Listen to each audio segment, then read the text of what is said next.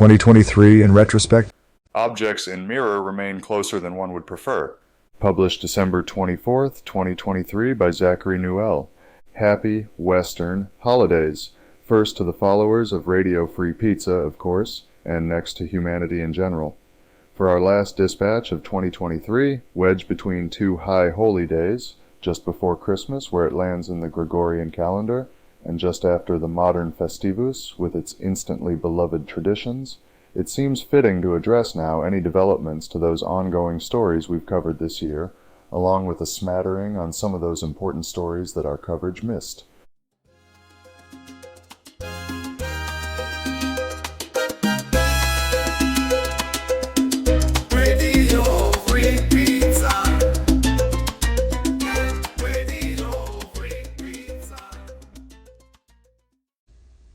Hunter and the Crosshairs.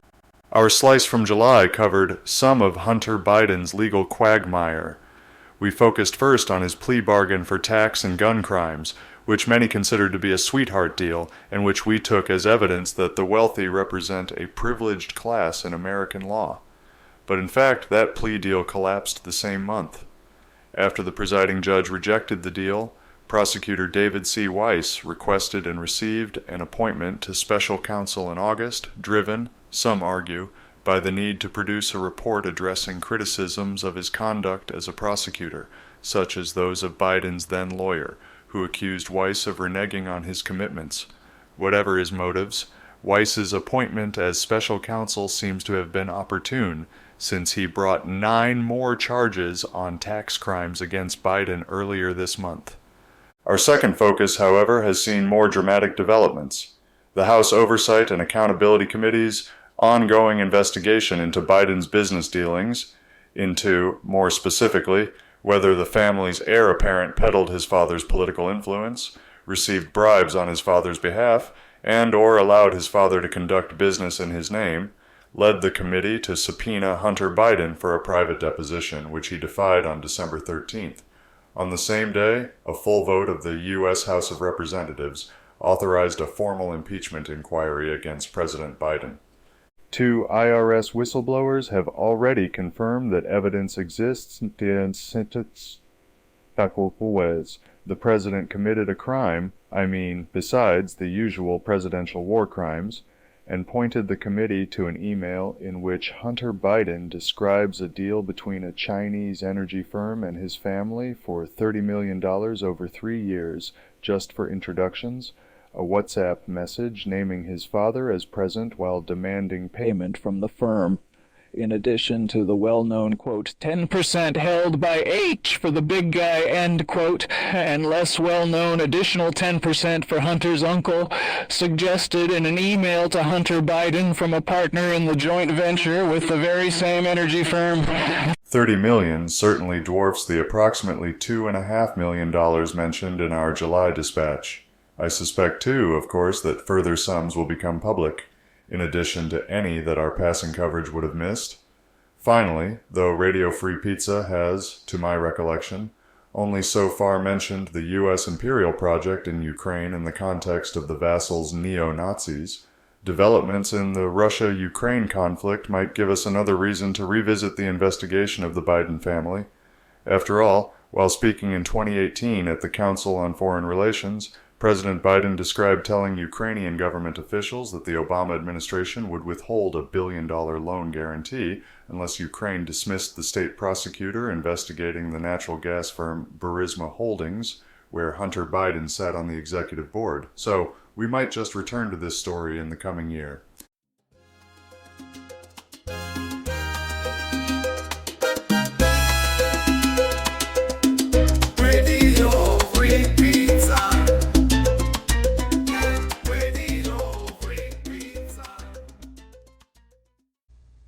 Hat in hand, Panama goes to court.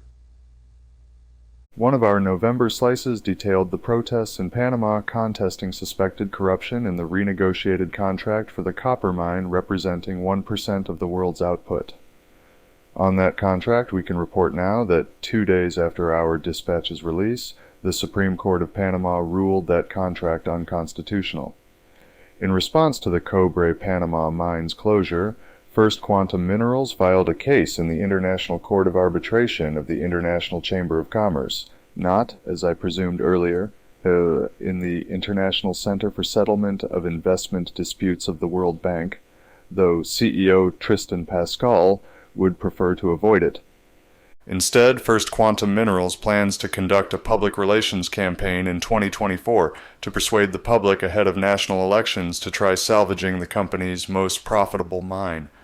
Though he maintained that the company's commitment to Panama remains, quote, absolute, end quote, the CEO dodged an interview question about whether his company considered sweetening the deal for the Republic of Panama, saying instead that they were waiting on the government's, quote, framework of conversation, end quote, to determine a long-term trajectory for such discussions, and were currently focusing on environmental cleanup and, quote, employee issues, end quote, may be related to the 2,500 workers at First Quantum's Panamanian subsidiary who took a voluntary retirement scheme. With the mine's closure, the policy director of the finance ministry predicts Panama's 2024 GDP growth will fall from 5% toward 3%. That might seem like an exaggeration at first, since the Cobre Panama mine only accounts for 5% of Panamanian GDP, so how could it account for 2/5 of the country's growth? But Moody's already cut the country's international credit rating almost a month before the court's decision, and international investors worry the country is becoming less friendly to business. All that after the country's bonds fell toward a 14-year low with the reduction of its canal traffic due to drought conditions. So it's not difficult to imagine the knock-on effects, which might prove more persuasive to the average Panamanian than First Quantum's marketing campaign. Could reconciliation be on the table? Maybe in 2024 we'll find out if it's built into the conversation's framework. Yeah.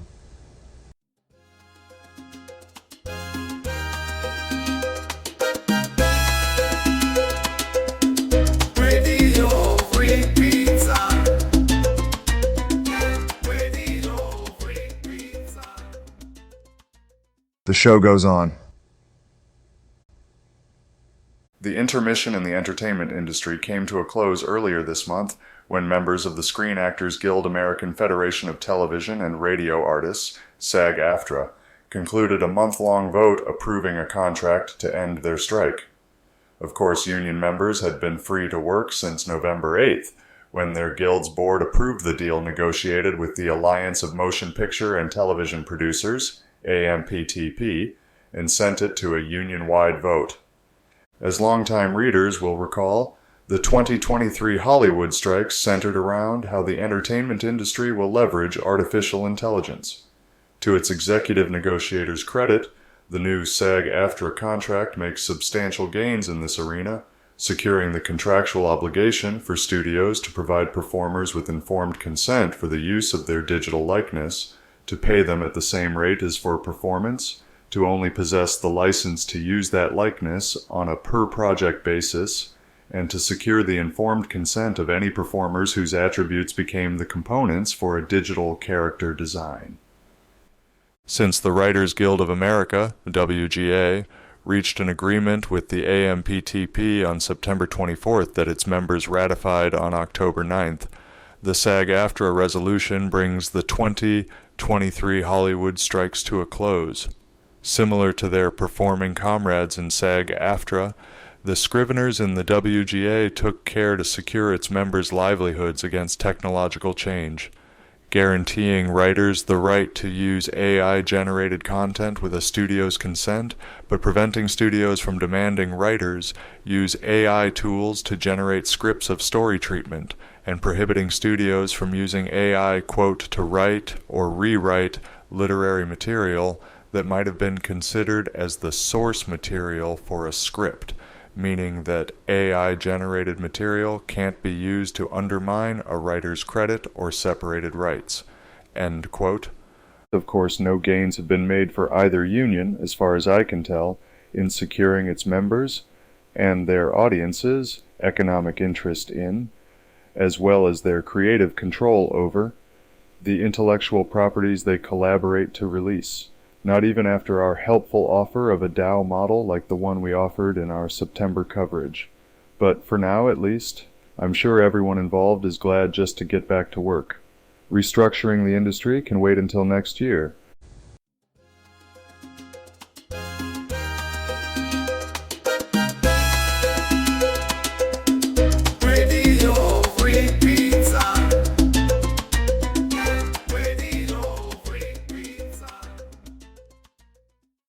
Life imitates tragicomedy. Our slice from August included a few AI-generated images produced using the prompt, quote, "Third world workers chained to the assembly line on a factory floor manufacturing identities for first world consumers to purchase and discard with abandon," end quote. Those images illustrated an argument that, due to a policy of, quote, "cultural austerity," consisting of social engineering to promote choices and behaviors among consumers that reinforce the current socioeconomic relations, end quote, the concurrent rises of both identity politics and social media have meant that, quote, "personal identity has become a product selected from those available to consumers on the cultural marketplace," end quote. Amusingly, an offhand reference to Che Guevara t-shirts would find an echo in a later dispatch on the aforementioned cultural marketplace, in a quote from the work of Peter Coffin. The same dispatch included images produced with the prompt, quote, "Social engineers oversee the assembly line of a factory manufacturing identities for first world consumers to purchase and discarded with abandon," end quote. Of course, those image-generating prompts were just hyperbole, but then on the same day I released my dispatch on the cultural marketplace, the most contemporary example from Corbett's Everyday Conspiracies would introduce me to the concept of an influencer factory. First, Corbett furnishes examples of how social media influencers manufacture false and misleading content, such as by renting private planes not for travel but for staging their photo shoots, by photoshopping those supposed vacations photo records, and by photographing themselves in retail furniture stores and presenting it as if it's their home, and of how those influencers' techniques are taught in college courses like self-made media content creation and operation at the Communication University of Zhejiang. All of that just because people can monetize the viewers to whom the algorithm presents their social media posts, and because that apparently seems to them like a good idea. Incredible. But sadly, the dedicated graduates of such programs might just be bound for the, quote, "influencer factories where employees of some vast fake influencer empire toil in sweatshop-like conditions," end quote. As Corbett quotes from an off-Guardian column in October, quote, "It's what they call an influencer factory, a bunch of young women set up in a warehouse to post entirely fake social media content to entirely fake social media accounts, all designed to sell makeup, clothes, or food, or, worse, to drip-feed hope to poor people who aspire to a more affluent lifestyle," end quote. The graduates from Zhejiang probably won't land here, though. Anyway, the video seems to come from Indonesia. Disappointing as it already is that society should organize itself in such a way that an industry develops to support these influencer factories, it gets worse. The same column goes on to ask us to, quote, "Imagine what kind of factories exist to sell agendas or ideas to the world. And imagine how many of the people working in them you've wasted your time arguing with online," end quote, calling into question the authenticity of the online communities, among others, trafficking in the discourse of the professional managerial and traditionalist reactionary dialects. But at least we can identify some of the on-camera workers of those agenda-distributing influencer factories. They're the broadcast anchors of the mainstream corporate media.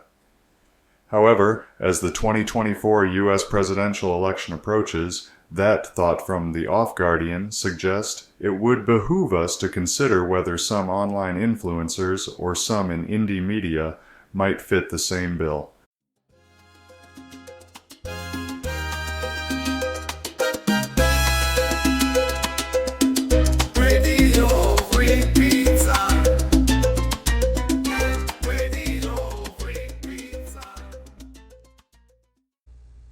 Shooting bricks. Unexpectedly, and not just because I wasn't paying attention, Javier Milei, speaker at the WEF's 2014 regional conference in Panama City, became president of Argentina. Among the numerous policy changes expected or announced for his administration came word from the incoming foreign minister that Argentina will decline to join BRICS's economic bloc in 2024. As an economist, luckily I think, have no credentials. Still, this seems like a bad move for Argentina. Our October slice about BRICS's expansion emphasized the share of world oil production that countries within the bloc will control, less than a third, despite RFK Jr.'s false claims otherwise, and the close relationship between oil consumption and economic growth, as well what Saudi Arabia's admission means for the petrodollar system and therefore for the US dollar's longtime status as the global reserve currency. Why would you want to surrender membership among such economically powerful trading partners? I don't know.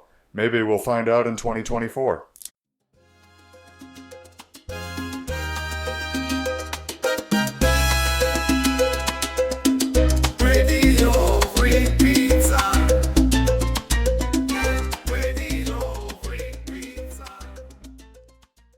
Nakba for natural gas. That same slice from October didn't just neglect Argentina. In that dispatch, we here at Radio Free Pizza also neglected to address how global energy markets responded to the Israeli extermination campaign in Gaza, following Hamas's attack conducted just 8 days before that dispatch's release. Having been raised in the West, I naturally neglected Palestine. Of course, the ongoing massacre remains unspeakably horrible, with 1 in 200 Palestinians in Gaza dead just 1 month into the siege. 2.5 months into it now, the Israeli campaign has killed more than 24,500 Palestinian civilians, including more than 6,000 children, and I'm guessing these are low figures. So, inquiring minds want to know, what's the cause of all this? I'm sure the answer's out there, and that it's certainly too long for us to cover today. In reference to Radio Free Pizza's 2023 catalog, what I'm really talking about might stand as only one of that answer's later footnotes. But still, I think the Gaza Marine natural gas field could factor into it. 1 trillion cubic feet of natural gas discovered in 1999 about 20 miles off the Palestinian coast. The license to develop which, negotiated with the Palestinian Authority, expires next year. The Gaza Marine field was estimated in 2018 to contain $3 to $4 billion in natural gas. Of course, the Israeli naval blockage launched after the 2007 election of Hamas has thus far prevented any company from developing the field, which Israel claimed sovereignty over, read, decided they wanted, in 2008. According to such claims, Israel negotiates contracts to explore and develop natural gas fields in its self-declared territories, as it did just 3 weeks after Hamas's October attack. Altogether, these little publicized details about Palestine's natural resources put a different spin on the decades-long Israeli occupation. In keeping with the 2003 invasion of Iraq, and with the U.S.-executed bombing of the Nord Stream pipeline, we can see here that controlling energy markets remains one of empire's trademark strategies. Here, Israel seems well positioned to execute it and may have some experience doing so, depending on how one interprets what Biden meant when he said in 1986, quote, "Were there not an Israel, the United States of America would have to invent an Israel to protect her interests in the region," end quote. Therefore, as the expanding BRICS promotes cooperation in the Middle East, I imagine that the capital order will undoubtedly do its best to profit from the conflict that Israel promotes in the region.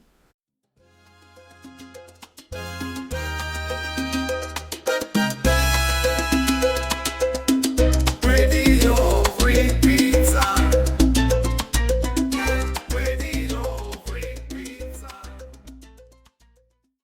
Silhouette and free light. Speaking of subjects I failed to mention before, Diaphora Company proudly released Silhouette in Free Light by Ethan R. Ray this past Halloween.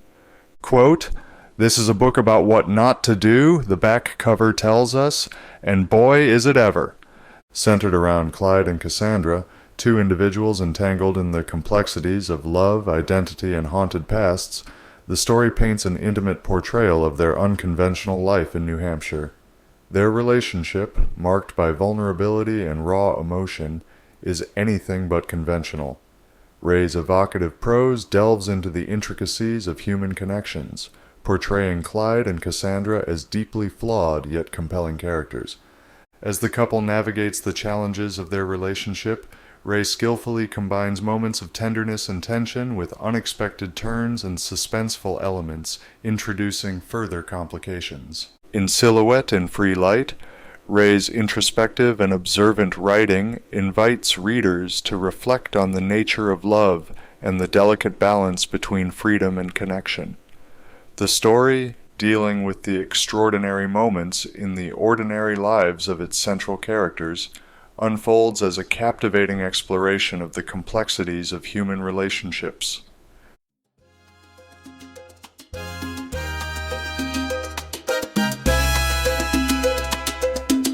Radio Free Pizza. Radio Free Pizza. Distant star blinking confusedly. On Halloween of 2023, yours truly appeared on the Hervoye Morick show on TNT Radio.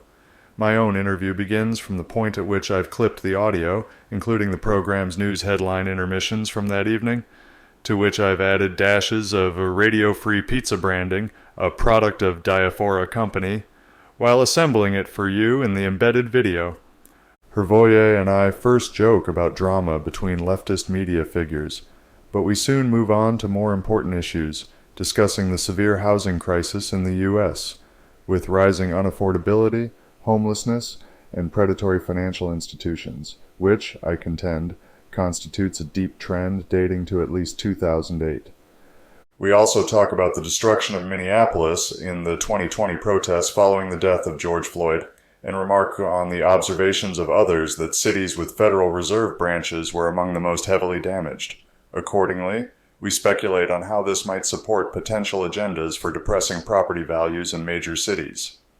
As we go on to criticize aspects of American culture like sports obsession, exceptionalism, and anti-intellectualism, I say that many Americans seem, quote, stupid on purpose, a phrase to which Jimmy Dore first introduced me. I describe my own political evolution from anarchist to communist, despite the limits of these political labels. Hervoye and I also discuss political commentators associated with MAGA communism and patriotic socialism, whom I appreciate for having established American conservatives as their target audience. Our conversation ends with a discussion of how the American empire impoverishes the majority of its citizens, and how it extracts wealth abroad to benefit elites, not average Americans, in a political and economic system that I argue has divided and atomized people. Somewhat in the spirit of better futures, it seems appropriate now to derive some New Year's resolutions from my conversation with Hervoye. 1. Research data and solutions regarding the U.S. housing crisis and unaffordability of homes. 2. Look into the connections between civil unrest, property value depression, and corporations like BlackRock buying up the single-family houses in U.S. cities. 3. Study the discourse surrounding MAGA communism and patriotic socialism. 4. Analyze when the American middle class really started to decline and the American dream ended. 5. Brainstorm alternative political and economic models that could provide prosperity without imperialism. We'll see how soon I get around to these. That's all for 2023, folks. Thanks for tuning in.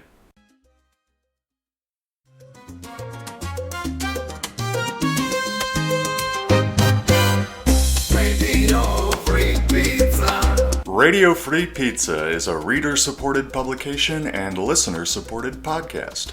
To see all our work, visit www.radiofreepizza.com or search for Radio Free Pizza on all your favorite social media and podcast platforms. You might even find a button to click that says subscribe. And if you're really lucky, it will let you leave a review. Otherwise, just share a link with your friends or on social media. Thanks for your support. Radio Free Pizza.